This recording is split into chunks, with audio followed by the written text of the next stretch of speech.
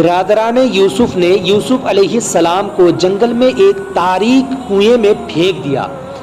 اللہ نے آپ کو بچا لیا، اور ایک خوش نصیب قافلے نے اس طرف سے گزرتے ہوئے کنویں سے پانی نکالنا چاہا تو حضرت یوسف علیہ السلام اس ڈول کے ساتھ باہر آ گئے، اور قافلے والوں کا ستارہ قسمت چمک اٹھا، ہے کہ نہیں؟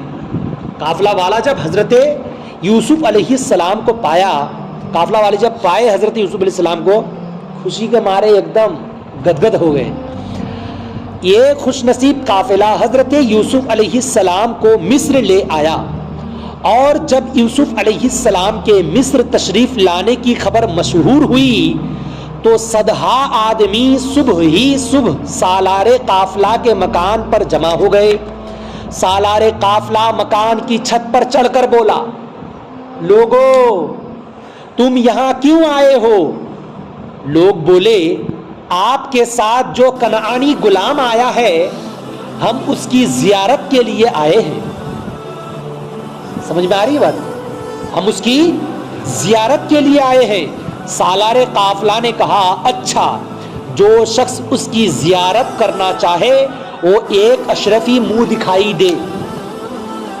کتنا دے؟ ایک اشرفی منہ دکھائی دے۔ سب نے اس شرط کو منظور کر لیا۔ جب نئی بہو آتی ہے گھر میں، دلہن، اس کے منہ دکھائی پیسہ دیتے ہیں کہ نہیں؟ تو منہ دکھائی پیسہ کیوں دیتے ہیں؟ کہ چاند سا دلہن آئی ہے تو اس کا منہ دکھائی پیسہ دیو۔ اب حضرت یوسف علیہ السلام اتنے خوبصورت تھے کہ پورے علاقے کے لوگ ان کو دیکھنے کے لیے بے تاب و پریشان ہو گئے۔ اب وہ قافلہ کا سردار جو تھا وہ دیکھا چانس بالکل گولڈن ہے، لہذا چھکا مارا جائے۔ اب اس نے کیا کہا کہ جو بھی دیکھتا میرے اس غلام کا منہ، ہر ایک آدمی کو ایک اشرفی دینا پڑتا۔ سارے لوگ اس شرط کو منظور کر لیے اور دروازہ کھولنے کی درخواست کی۔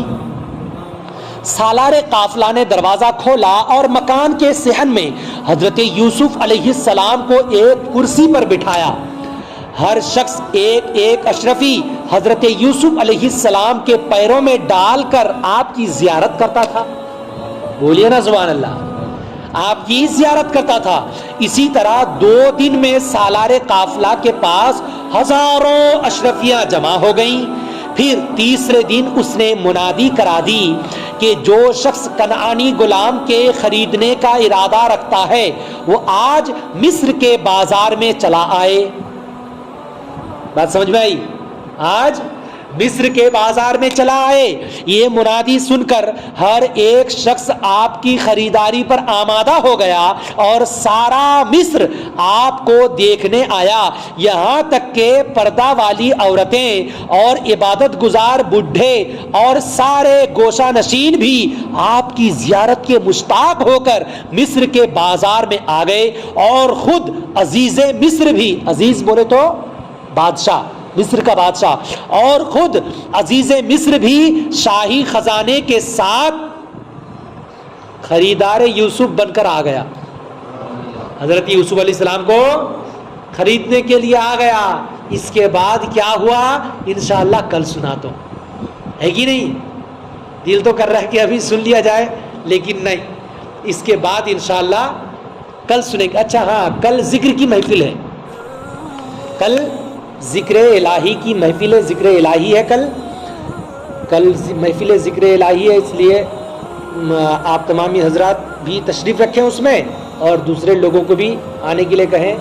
ساتھ ہی ساتھ حضرت صدر الشریعہ علیہ الرحمہ بدر الطریقہ جو مصنف بہار شریعت ہیں اور فتاوی امجدیہ کے مصنف ہیں، اتنی بڑی کتاب، ان کے مصنف حضرت صدر الشریعہ، ان کا عرس آج ہے، تو ہم لوگوں کو منانا چاہیے۔ کل جب ذکر کی محفل ہے تو اسی میں ہم لوگ ایک ساتھ منائیں گے، ہے کہ نہیں؟ تو سارے لوگ اس میں شرکت کرنا، بزرگان دین کی محفل میں شرکت کرنے سے ایمان تازہ ہوتا ہے اور ایمانی جذبہ بیدار ہوتا ہے کہ نہیں؟ حضرت صدر الشریعہ اعلیٰ حضرت سرکار کے خلیفہ تھے، اور اعلیٰ حضرت کے یقین اور بھروسہ کا نام صدر الشریعہ تھا. حضرت صدر الشریعہ بڑے عالم تھے اور پڑھے لکھے گھرانے کے تھے. ان کے بابا حکیم، ان کے دادا حکیم، سب ان کے حکیم ہی حکیم. اور ان کے بچے کو آج دیکھیے، سب پڑھے لکھے ہیں، اپنے وقت کے علامہ کہلاتے ہیں. حضرات، جو ابھی آپ بیان سنے ہیں، اس بیان سے سبق کیا ملا؟ سبق یہ ملا کہ اللہ کے مقبول اور انعام یافتہ حضرات مرجع خلائق ہوتے ہیں. جن پر اللہ کے انعام و اکرامات ہوتے ہیں ان کی طرف پوری دنیا، پوری مخلوق ان کی طرف آ جاتی ہے. حضرت یوسف علیہ السلام کو دیکھنے کے لیے سارے لوگ آ گئے تھے اور یہ دنیا ان کے قدموں پر گرتی ہے. یہ بھی بات سمجھ میں آئی. اور ان کے طفیل دوسرے لوگ کھاتے ہیں. یہ بھی بات سمجھ میں آئی. اعلیٰ حضرت کا نام لے کر پتہ نہیں کتنے لوگ کھاتے ہیں.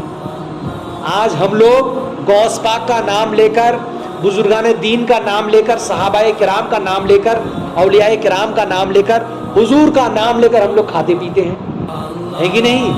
سب کے روزی روٹی چل رہے ہیں.